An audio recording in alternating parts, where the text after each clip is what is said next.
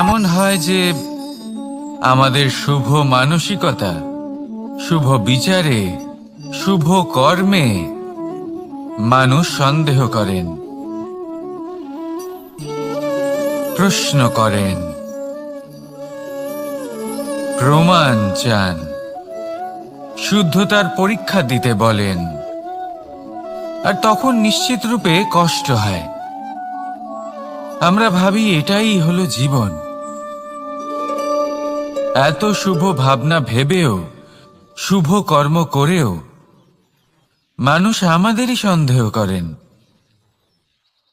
দুঃখ অবশ্যই হয়, কিন্তু দুঃখী হবার কোনো প্রয়োজন নেই। কেন নেই? কারণ যদি কেউ আপনাকে সন্দেহ করে, করতে দিন। সংসারে কি হয় তা দেখুন। এই সংসারে সোনার শুদ্ধতাকেই পরখ করা হয়, কয়লার কটুতাকে নয়। আপনি হলেন স্বর্ণ, তাই আপনার শুদ্ধতা অবশ্যই পরখ করা হবে। সেটা তো হবেই হবে। আপনি নিজেকে দুঃখী করবেন না। আপনার কর্ম শুধু একটাই, স্বর্ণর মতো উজ্জ্বল থাকা। এই সংসার আপনার ভাবনা, চিন্তা, কর্ম এবং শুদ্ধতার প্রমাণ পেতেই থাকবে। তাই আসুন আর আমার সাথে ভালোবেসে বলুন, রাধা রাধা। অনেক সময় এমন হয় যখন মানুষ আমাদের সত্যকে অস্বীকার করতে থাকেন আর মানুষের মিথ্যে কথাগুলিকে গ্রহণ করেন, তাও আবার অত্যন্ত সহজে। তখন আমাদের খুব দুঃখ হয়, বড়ই ক্রোধ হয় মানুষের এই মানসিকতা নিয়ে। কিন্তু এটা জানা অত্যন্ত গুরুত্বপূর্ণ যে এমন কেন হয়। কারণটা কি আপনি? আপনারই কি কোনো দোষ রয়েছে?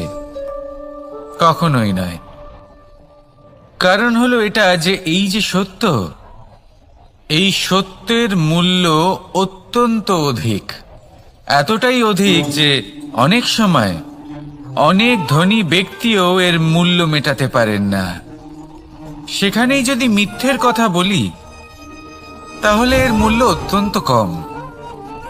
অত্যন্ত সহজে এই মিথ্যে সবার মধ্যে বিক্রি হয়।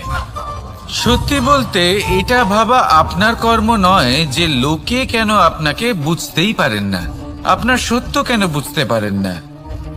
আপনার কর্ম হলো আপনার সত্যের সাথে দাঁড়িয়ে থাকা, সেই সত্যের সাথে চলতে থাকা। কারণ সত্য তার কাছেই আসবে যে সত্যকে খুঁজে নিতে চায়। নয়তো বেশিরভাগ মানুষ মিথ্যেকে নিয়েই প্রসন্ন রয়েছেন। আপনি সত্যের সাথে কর্মের পথে অগ্রসর হতে থাকুন। সত্য বেশি দিন লুকোনো থাকে না। সংসারের সম্মুখে এটা অবশ্যই একদিন আসবে, কিন্তু তখনও সেটা মানুষের ওপর সে বিশ্বাস করবে কি করবে না। আপনি কর্ম করতে থাকুন আর আমার সাথে ভালোবেসে বলুন, রাধা রাধা। জীবনে যখনই আমরা এমন কোনো পথে চলতে চাই যা মূলত কাঁটায় ভরা ছোট পাথর থাকে, যা বিঁধে যেতে পারে, তখন আমরা কি করি?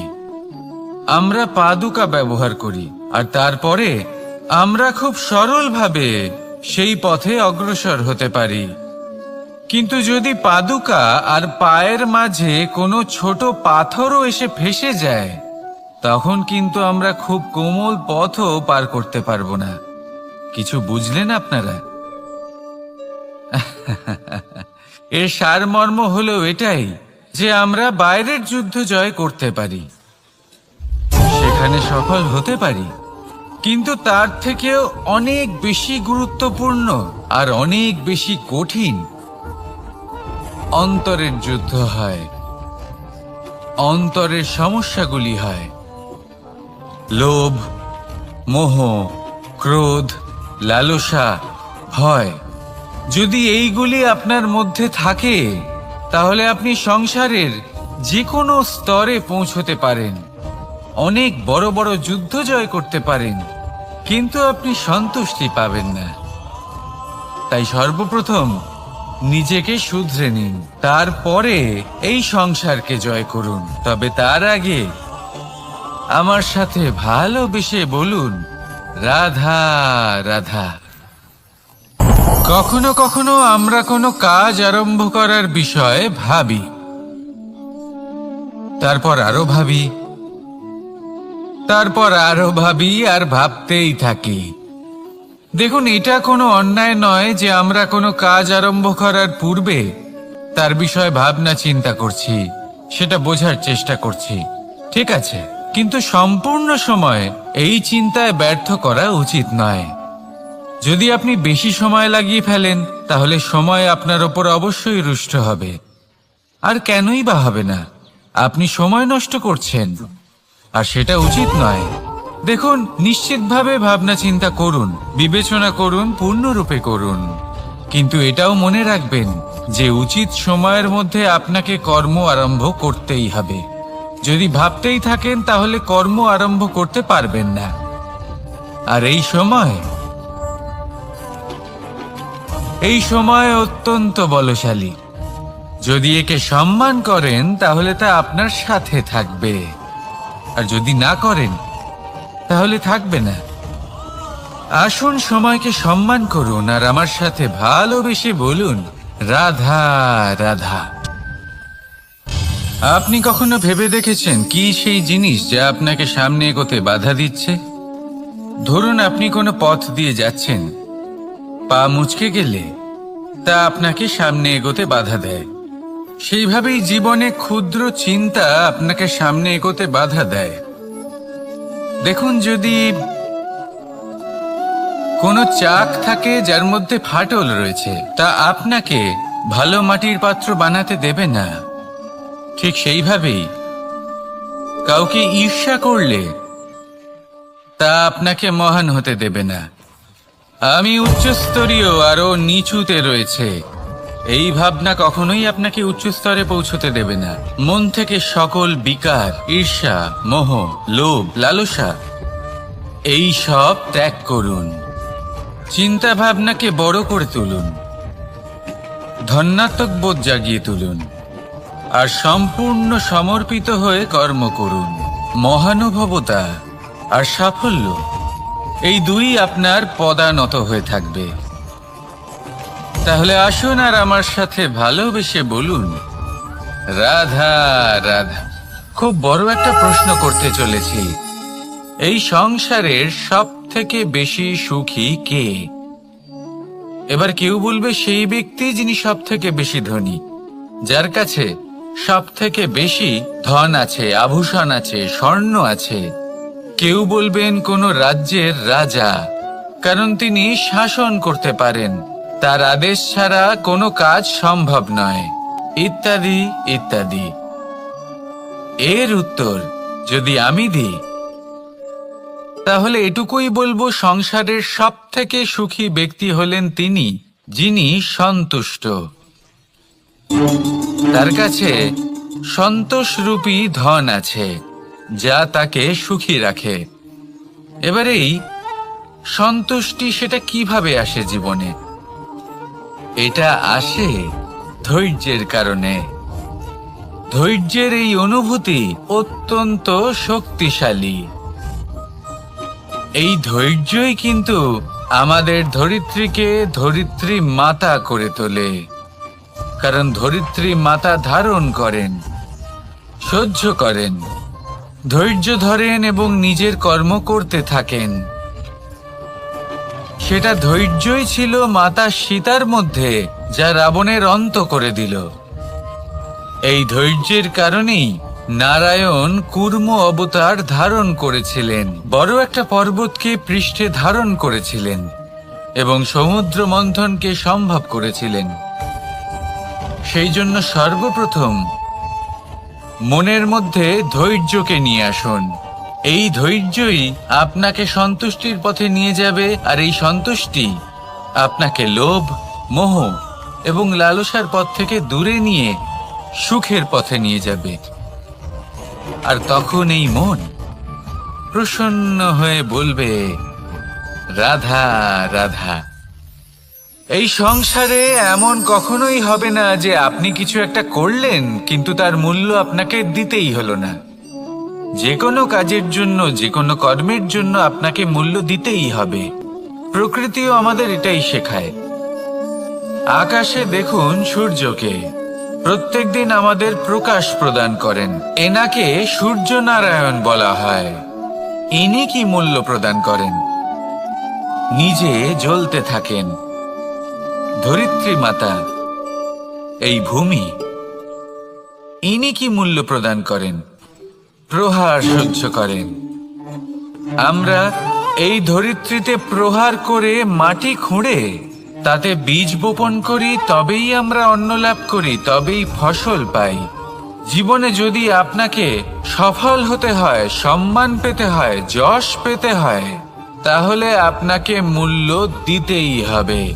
যদি আপনি সাফল্য লাভ করতে চান, তাহলে দিন রাত আপনাকে ত্যাগ করতে হবে, যেখানে সমগ্র সংসার সন্তোষ অনুভব করছে আর আপনাকে করতে হচ্ছে পরিশ্রম। যদি আপনি সম্মান প্রাপ্ত করতে চান, তাহলে আপনাকে সেই সুখ ত্যাগ করতে হবে যা সবার কাছে রয়েছে।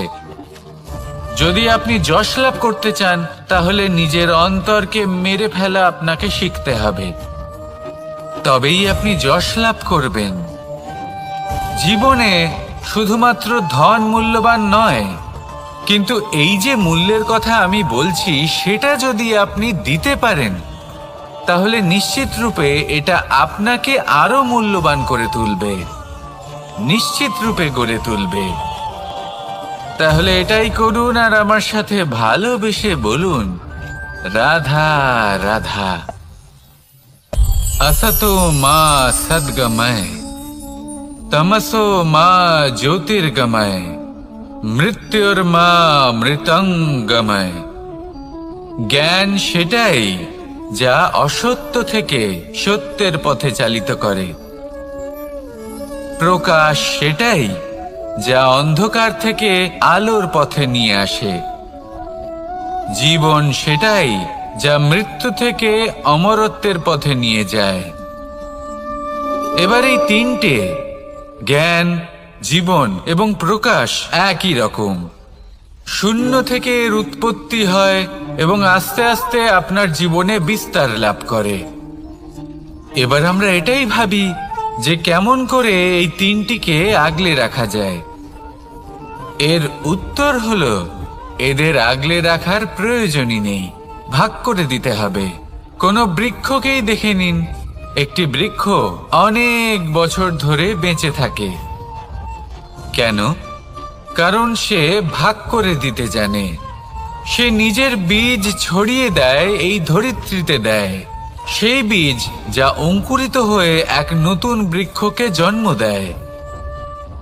শুধু ছড়িয়ে দিয়ে একটি বৃক্ষ জীবন দান করতে পারে।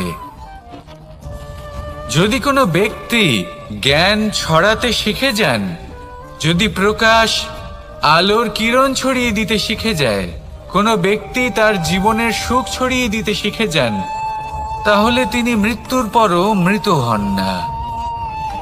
এই ভাগ করে দেওয়ার সুখটাই কিছুটা আলাদা।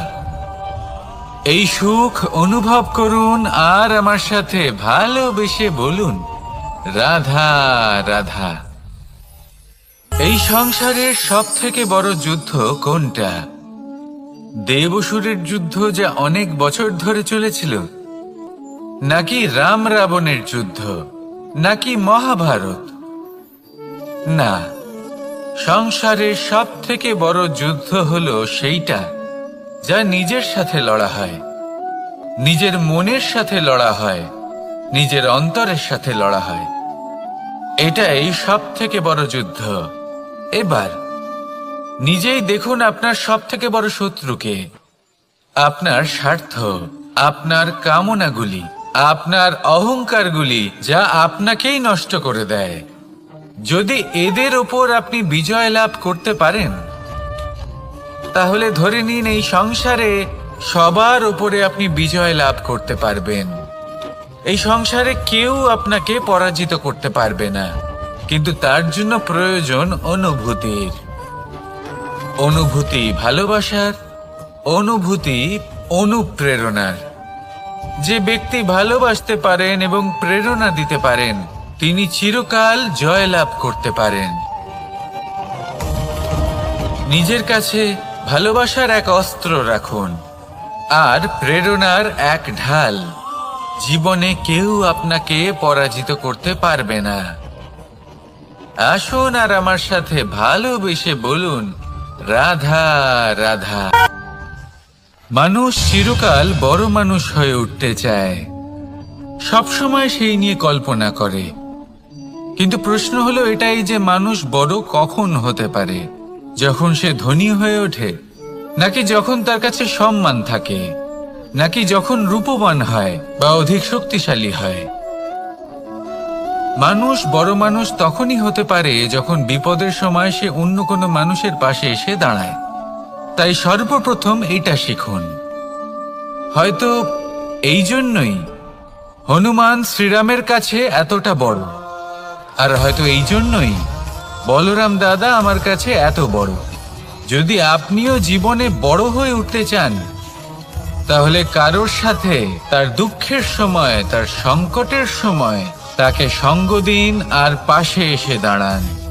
এই মন প্রসন্ন হয়ে বলবে, রাধা রাধা। জীবনে সবথেকে বেশি গুরুত্বপূর্ণ বস্তু কি? বাড়ি, বাহন, সোনা, ধন?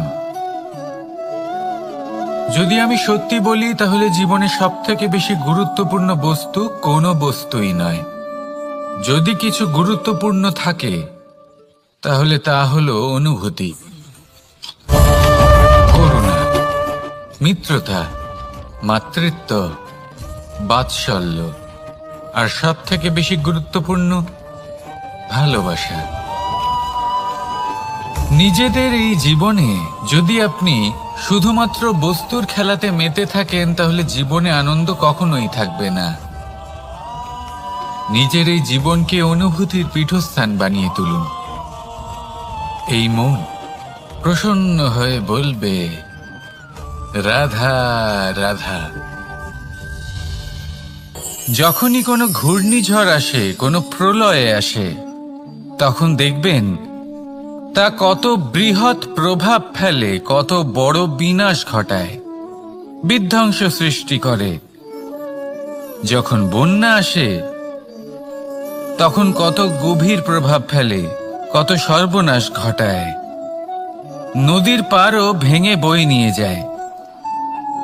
সেখানে কোনো গাছকে দেখুন, শান্তভাবে দাঁড়িয়ে থাকে, চুপ করে, আর নিজের কাজ করে, ছায়া প্রদান করে, ফল প্রদান করে, কোনো শব্দ না করেই নীরবে কর্ম করে।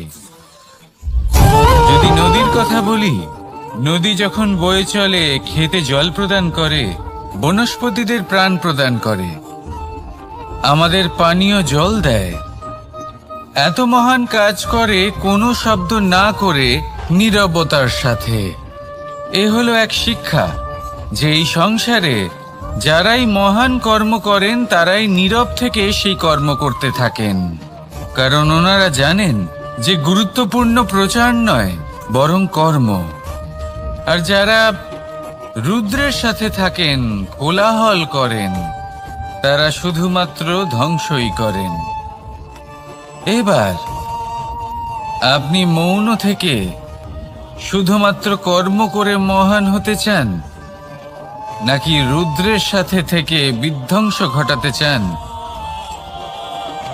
সিদ্ধান্ত আপনারই। আসুন আর আমার সাথে ভালোবেসে বলুন, রাধা রাধা। আপনি জীবনে কি হবেন সেটা আপনার পরিশ্রম, আপনার নিরন্তর প্রয়াস আর আপনার নির্বাচিত দিশার উপর নির্ভর করে না। এটা নির্ভর করে আপনার সঙ্গতির উপরেও। এই সঙ্গতি যা হলো অত্যন্ত গুরুত্বপূর্ণ। প্রকৃতিও আমাদের এটাই শেখায় বিভিন্ন উদাহরণ দিয়ে। যদি আপনাকে একটা উদাহরণ দিই, কখনো বাতাসের প্রবাহ লক্ষ্য করবেন। এই বাতাসের প্রবাহ যখন কোনো পুষ্পকে স্পর্শ করে সেও সুগন্ধে পরিপূর্ণ হয়ে যায়। এই বাতাসের প্রবাহ যখন কোনো নালীর উপর দিয়ে প্রবাহিত হয় তখন সেও সুগন্ধহীন হয়ে যায়। এ সঙ্গতির প্রভাব যা মানুষকে কোথা থেকে কোথায় নিয়ে যেতে পারে আপনি জানতেও পারবেন না। এ হলো সঙ্গতির প্রভাব, যেখানে চানার সাথে গুড়ও মিশে যেতে পারে।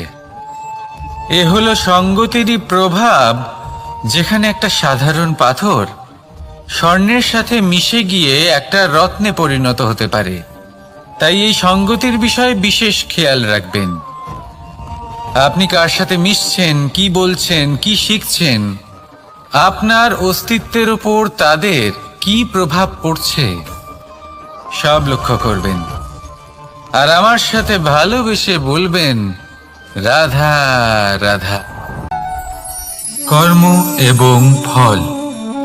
মানুষের স্বভাব হলো এটাই যে তিনি নিজের প্রত্যেক পরিশ্রমের প্রতিফল প্রার্থনা করেন। বেশিরভাগ সময় এই ফলাফলের চিন্তা করতে করতে, কল্পনা করতে করতে উনি কর্ম করতে থাকেন যে আমি এই কাজটা করলে এই ফল পাবো। সেই সব কল্পনা করতে থাকেন যা না তার হাতে আছে, না আছে অধিকার, আর না আছে নিয়ন্ত্রণ। উনি শুধু নিজের কর্ম করতে পারেন। উনি কি ফল পাবেন তা তার হাতে কখনোই নেই। তাই আপনিও শুধুমাত্র কর্ম করতে থাকুন, ফলের চিন্তা করবেন না। মনে রাখবেন, শিকড় এবং শাখা যেভাবে একে অপরের সাথে জড়িয়ে, সেইভাবেই একে অপরের সাথে জড়িয়ে কর্ম এবং ফল। যেরকম কর্ম আপনি করবেন সেরকম ফল আপনি অবশ্যই পাবেন। তাই এই ফলের আশায় কর্মের সময় কখনোই নষ্ট করবেন না, কারণ যে ব্যক্তি সময় নষ্ট করেন, সময় সেই ব্যক্তিকে অবশ্যই নষ্ট করে দেয়। কর্ম করুন নিঃস্বার্থভাবে, ফলের চিন্তা করবেন না। আর আমার সাথে ভালোবেসে বলুন, রাধা রাধা। কর্ম এবং ফল। দেখতে গেলে এই সমস্ত ব্রহ্মাণ্ড এই দুইয়ের মাঝেই স্থির হয়ে আছে। মানুষজন কর্ম করেন ভালো ফল লাভের আশায়, আর ভালো ফল লাভের আশায় উনি এটাই ভুলে যান যে উনি যে কর্ম করছেন তা কি করছেন। আমি বলেছিলাম কর্ম করুন ফলের চিন্তা না করে, কিন্তু কি কর্ম করছেন সেই বিষয়ে ভাবাটাও অত্যন্ত আবশ্যক। নয়তো অনেক সময় আমরা এমন কর্ম করে ফেলি যা না চাইতেও বিষে পরিণত হয়, যা হয়েছে দুঃশাসনের সাথে, দুর্যোধনের সাথে, গুরু দ্রোণের সাথে। একজনের মানসিকতা উচিত ছিল না, একজনের বিবেক উচিত ছিল না, আরেকজন যে পক্ষ নির্বাচন করেছিলেন সেই পক্ষ উচিত ছিল না। আর যা কিছু ওনাদের সাথে হলো, আপনার, আমার, আমাদের সকলের সাথে তা হতে পারে।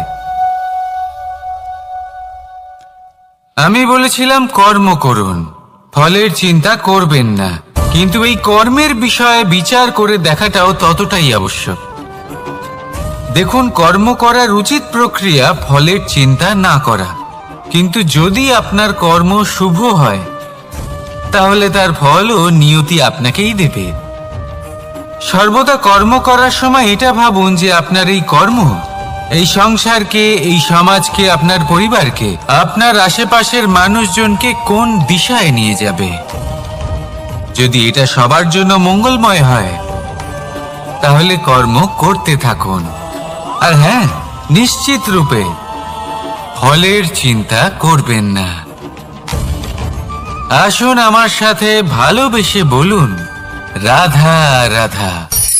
বটবৃক্ষের বীজ সর্ষের দানার থেকেও ছোট হয়, কিন্তু যখন তা নিজের রূপ ধারণ করে তখন তা বিশাল বৃক্ষের আকার ধারণ করে, যা সহস্র বছর ধরে বেঁচে থাকে, ছায়া প্রদান করে, পাখিদের আশ্রয় প্রদান করে, আর দেয় পথচারীদের বিশ্রাম করার স্থান। কেন? কারণ সেই ছোট বীজ তা মাটির ভেতরে গিয়ে নিজের খোলস ত্যাগ করে। অন্ধকারে থাকে সে, যতই আলো আসুক না কেন, যতই বর্ষা আসুক না কেন, সব সহ্য করে। আর তারপরে একটা চারা গাছ অঙ্কুরিত হয়, তারপর ধীর গতিতে একটা বিশাল বৃক্ষতে পরিণত হয়। দেখুন, জীবনে কঠিন সময় আসে, এই জন্য নয় যে আপনি হার মেনে নেবেন, এই জন্য আসে যাতে আপনি ভবিষ্যৎ নির্মাণের জন্য নিজেকে তৈরি করতে পারেন। যদি কঠিন সময়ে আপনি ওই বীজের মতো দৃঢ় হয়ে থাকতে পারেন, তাহলে আপনিও একদিন সেই বিশাল বৃক্ষের মতো নিজের অস্তিত্ব গড়ে তুলতে পারবেন, যা সহস্র বছর পর্যন্ত মনে রাখা হবে। আসুন আমার সাথে ভালোবেসে বলুন, রাধা রাধা। এই ব্রহ্মাণ্ড কত বৃহৎ, তাই না? যার সম্মুখে এই পৃথিবীকেও একটা বিন্দুর মতো মনে হয়। আর এই পৃথিবীতে আমরা কে হই, আমাদের আকার কি রকম, আমাদের অস্তিত্বই বা কি? যখন আমরা এভাবে ভাবি তখন মনে হয় আমরা কিছুই নই। তা আমরা যখন কিছুই নই, তাহলে আমরা এত চিন্তা করি কেন? কি ভেবে ভয় পাই? কাকেই বা এত ভয় পাই? কে আমাদের মারতে পারে আর কেই বা আমাদের জন্ম দেবে? আত্মার আসলে না কখনো জন্ম হয় আর না কখনো মৃত্যু। আত্মা শুধুই শরীর বদল করে। আপনি, আমি, আমরা সকলে এই শরীর নয়, আমরা হলাম আত্মা, যা হলো পরম আত্মার পরম অঙ্গ।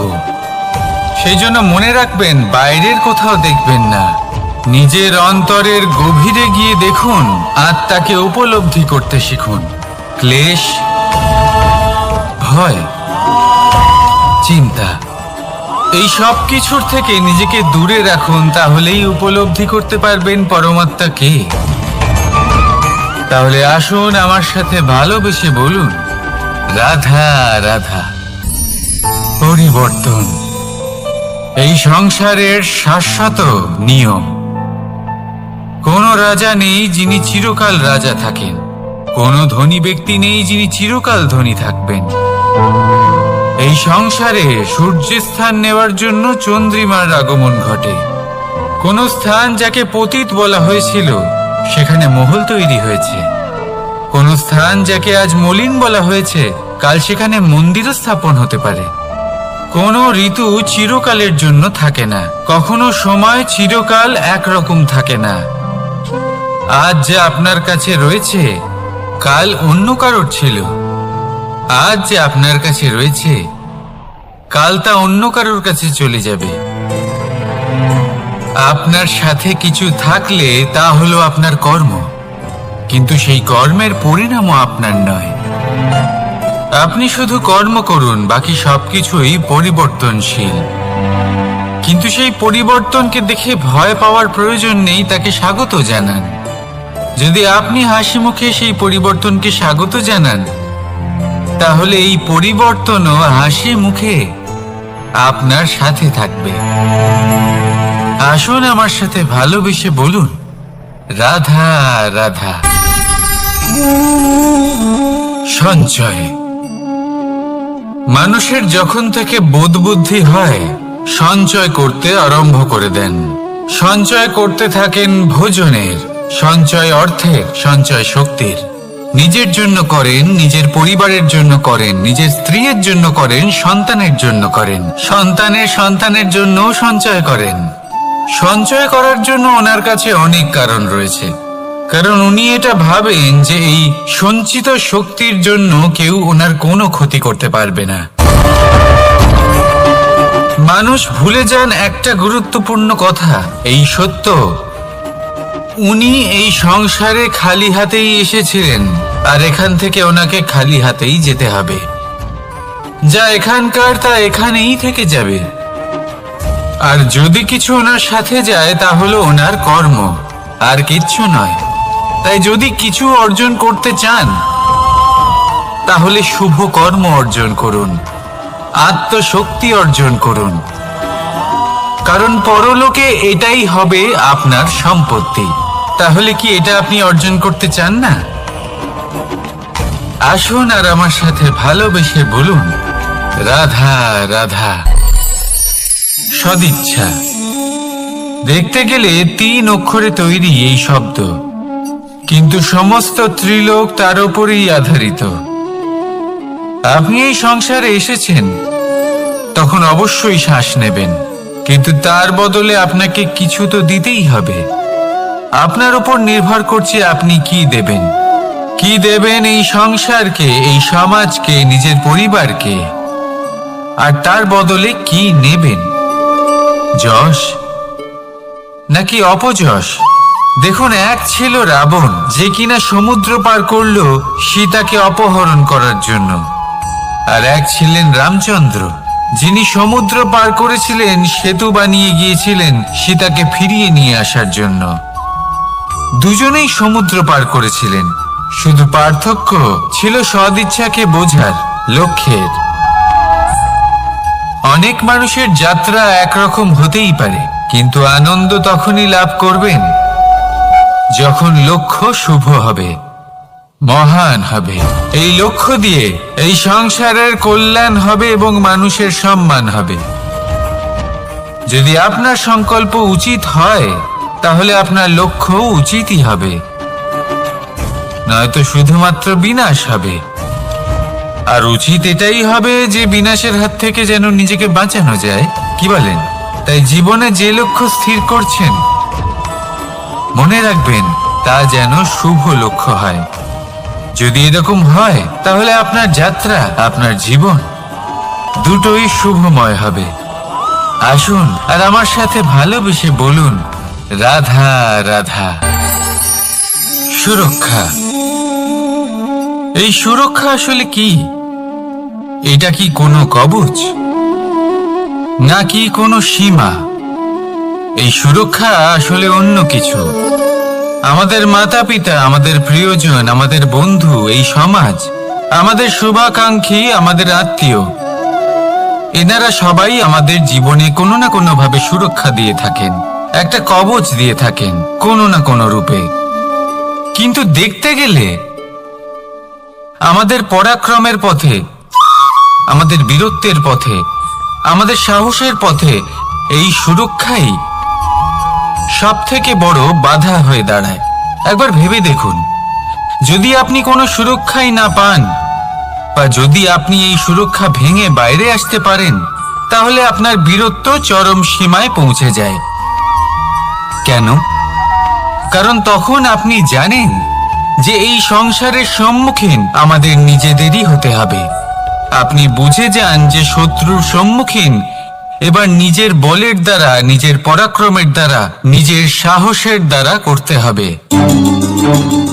আর তখন আমাদের মনের মধ্যে এই শক্তি জাগ্রত হয়। এই শক্তি অন্তরেই বসবাস করে।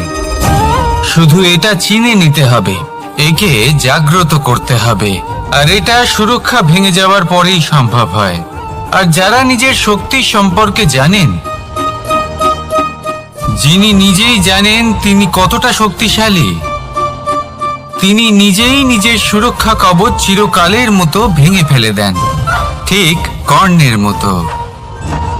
আর তারপরে দেখুন, আপনার পরাজয় হোক বা বিজয়ী হোক না কেন, সেটাই অনেক বড় হয়, সেটাই প্রশস্ত হয়ে থাকে। সেই জন্য ত্যাগ করুন নিজের ভয়কে, নিজের আশেপাশের এই সুরক্ষা চক্রকে ভেঙে ফেলুন, আর সম্মুখীন হন এই সংসারের নিজের শত্রু সম্মুখীন হন।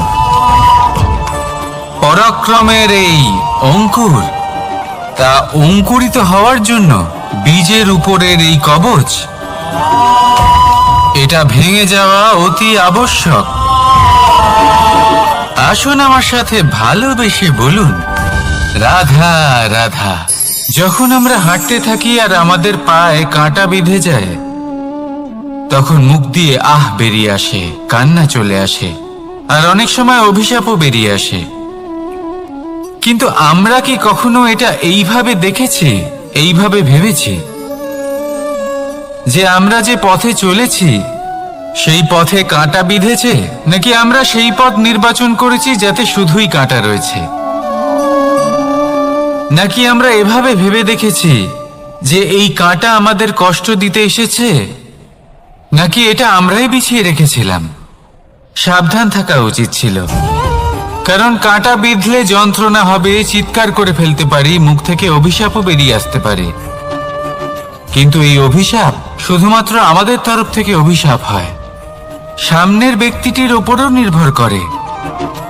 এবার সেই ব্যক্তি যদি এমন হয় যে ফুল আর কাঁটা এই দুই সমানভাবে গ্রহণ করতে পারে, তার কাছে অভিশাপও বরদানে পরিণত হয়। শেষ পর্যন্ত ব্যাপারটা দাঁড়ায় ভাবনা, চিন্তা, দৃষ্টিভঙ্গির ওপর।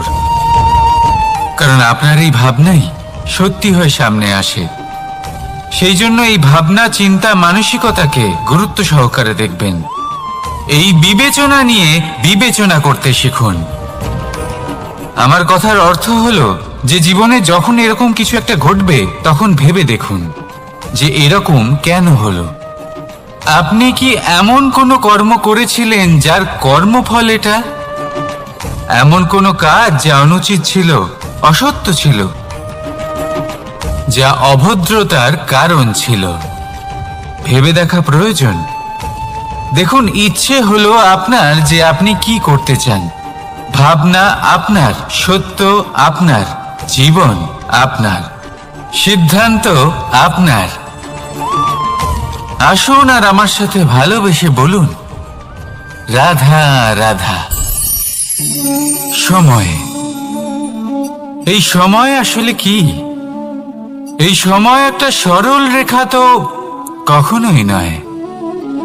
সময় হলো একটা চক্র, যেখানে এর আদি সেখানেই হলো এর অন্ত, আর যেখানে তা শেষ হয় সেখান থেকেই তার শুরু হয়।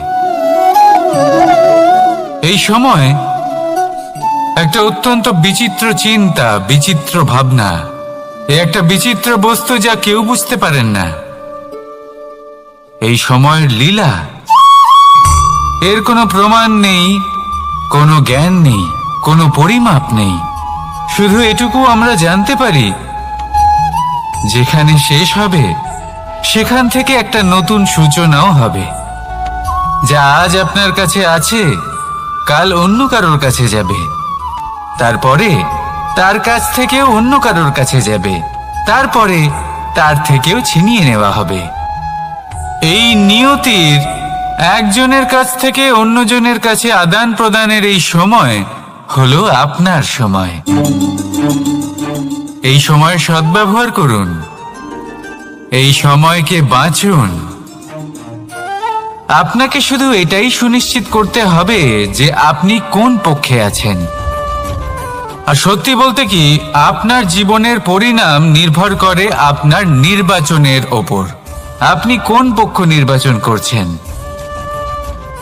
তাহলে মনে রাখবেন, জীবনে সেই পক্ষই নির্বাচন করবেন যা চয়ন করার পরে আপনি সুখ অনুভব করবেন, আপনি সন্তোষ লাভ করবেন, প্রসন্নতা লাভ করবেন। আর আমি এটাই সুনিশ্চিত করব যে এই পক্ষ যেন শান্তির পক্ষ হয়, এই পক্ষই যেন প্রেমের পক্ষ হয়। তাহলে চিন্তা করবেন না, আর আসুন আমার সাথে ভালোবেসে বলুন, রাধা রাধা। দৃষ্টি আর দৃষ্টিভঙ্গি, এই সমগ্র লীলা হলো এই দুইয়ের। বিচিত্র হতে পারে, কিন্তু এটাই সত্যি। এবার আপনাকে একটা উদাহরণ দিয়ে বোঝাই। অনেক সময় আপনি কোনো ব্যক্তিকে এটা বলতে শুনবেন যে আমি আমার নিজের উপরে গর্ব করি, আমি নিজেকে নিয়ে গর্ব করি, আমি খুব ভালোভাবে আমার মা বাবার সেবা করি, ওনাদের আমি সবসময় সুখী রাখি, ওনাদের আমি একটা বাড়ি দিয়েছি, সকল সুখ সুবিধা দিয়েছি, ওনাদের জীবনে প্রত্যেক জিনিস দিয়েছি আর দেব যা তাদের প্রয়োজন।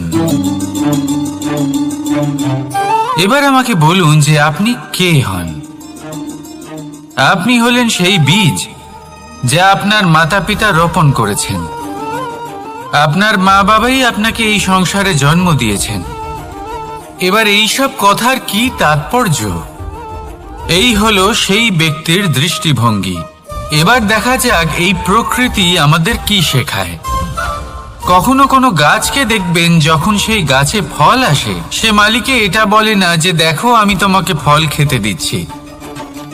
সেই বৃক্ষ এটা বলে না যে দেখো আমি তোমায় আহার করতে দিচ্ছি, কারণ ও জানে যে এটা হলো সেই মালির পরিশ্রম, এটা হলো তারই কর্মের ফল, আর এটা তারই পাওয়া উচিত।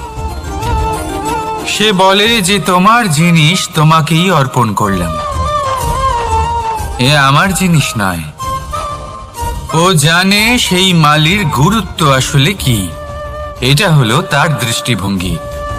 সেজন্য আপনি জীবনে কোন ব্যক্তির মধ্যে, কোন পশু পাখির মধ্যে, কোন প্রাণীর মধ্যে, কোন পরিস্থিতিতে, কোন আবেগের মুহূর্তে কি দেখতে পাচ্ছেন, সেটা আপনার দৃষ্টিভঙ্গির উপরে নির্ভর করছে। তাই নিজের মনে ধনাত্মক ভাব জাগ্রত করুন, শুভ চিন্তা নিয়ে আসুন। এই ভাবনাই সত্য হয়ে সামনে আসবে। এই দৃষ্টিভঙ্গি এমন হয়ে যাবে যে আপনার জীবনে সবকিছুই শুভ হবে। তাহলে আসুন আর আমার সাথে ভালোবেসে বলুন, রাধা রাধা। প্রতিশোধ অথবা কাউকে দুঃখ দেওয়ার ভাবনা, যদি এটা আপনার মনে থাকে, তাহলে আপনি নিজের মনেই যন্ত্রণার একটা বিশাল বৃক্ষ রোপণ করছেন, এটা মনে রাখবেন।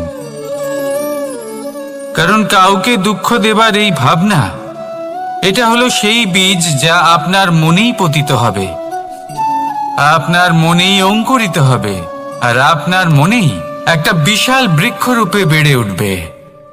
জীবন আপনার, কর্ম আপনার, কাউকে দুঃখ দেবার ভাবনা আপনার ছিল, এই বৃক্ষ হলো আপনার, তাই এর ফলও আপনিই পাবেন, যা গ্রহণও আপনাকেই করতে হবে। মনে রাখবেন, যে মানুষ এটা ভাবে যে আমি ওকে দুঃখ দেব, ওকে কষ্ট দিতে চাই আমি, সেই মানুষই দুঃখ আর কষ্ট পেয়ে থাকে। যদি সেই জায়গায় আপনি এটা ভাবেন যে আমি কাউকে সুখী করে তুলতে চাই, কাউকে সুখ প্রদান করতে চাই, তাহলে তারও বীজ আপনার মনেই রোপণ হবে, বৃক্ষে পরিণত হবে, যার ফলও আপনিই পাবেন। এখানে বিষয়টা হলো শুধু মানসিকতার চিন্তা, যা সত্য হয়ে আপনার সামনে আসে। তাহলে এই মানসিকতা শুভ করুন, সবার জন্য মঙ্গল কামনা করুন।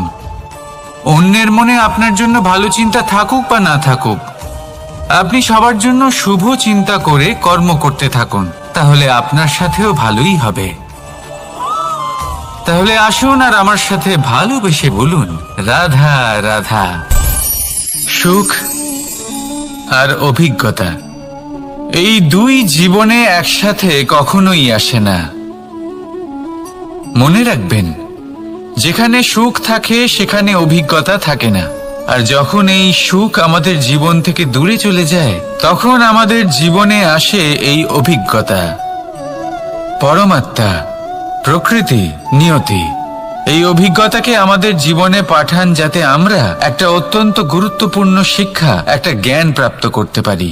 এই অভিজ্ঞতা আমাদের শেখায় যে অতীতে এমন কি হয়েছিল যা আমাদের করা উচিত হয়নি। আমাদের শেখায় ভবিষ্যতে এমন কি আছে যা আমাদের করা উচিত আর কি করা উচিত নয়।